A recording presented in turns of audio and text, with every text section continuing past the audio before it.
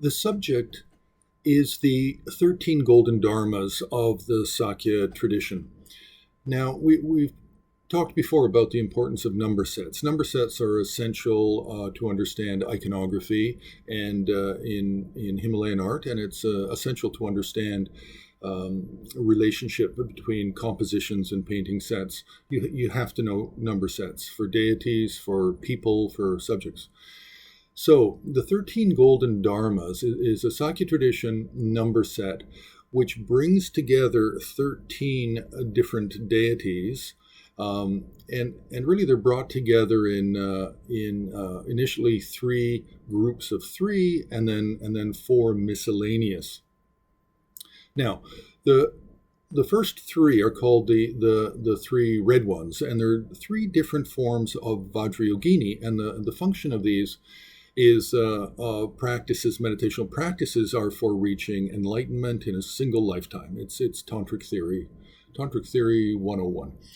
Now, the three forms of yogini are the three main forms that we find coming out of Sarma tradition, India. So it's the Vajrayogini of Naropa, the Vajrayogini of Indrabhuti, and the Vajrayogini of Maitripa.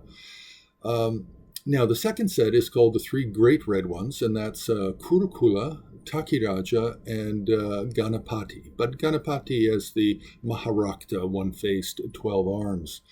Now, the Kurukula also in the three great red ones is coming out of the Hevajra Tantra. It's not coming out of the Kriya Tantras or in relation to Tara. This is separate. This is Kurukula as we can say a female form, a power form of Hevajra, or Naratmaya even in that sense. Now, the three small red ones are, again, a Kurukula, but a Kurukula that is actually related to Tara, Red Vasudhara, and Tinuma. And these primarily come out of the Chakrasambhara Tantras and the Vajrapanjara. Now, the four miscellaneous deities are Black Manjushri, the Shabala multicolored Garuda from the Kalachakra Tantra, Simhanada Lokeshvara. This is Avalokiteshvara, where he rides a lion and holds actually kind of a trident shaped staff.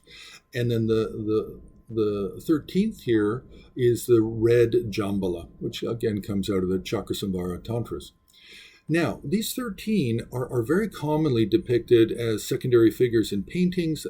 They're very often also primary figures.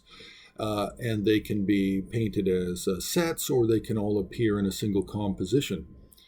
But they are not the only 13 Golden Dharmas. There are alternates. There is Simhamukha Dakini, there's Amaravajra Devi, there's Amitayas Buddha, and then there's Black Garuda. These are all alternates because Sakya is a very broad tradition, and it has many branch schools, and it's had many teachers over the centuries, and different teachers have different ideas as how the 13 should be made up.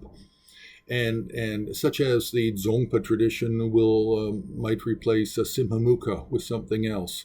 Another will have Amaravajra Devi for long life.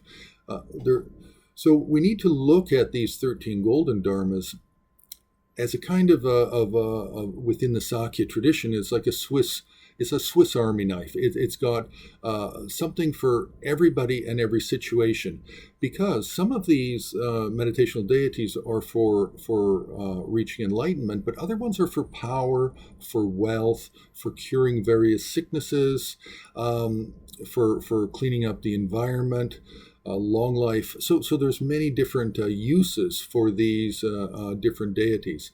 Now, why are they called the Golden Dharmas? They're called the Golden Dharmas because one of the founders of Sakya, Sachen Kunga Nyingpo, he had to pay gold to the gurus to receive all of these different practices. And they were all received from multitude of teachers. It wasn't just a single teacher of Sachen, but he had to pay gold for all of them.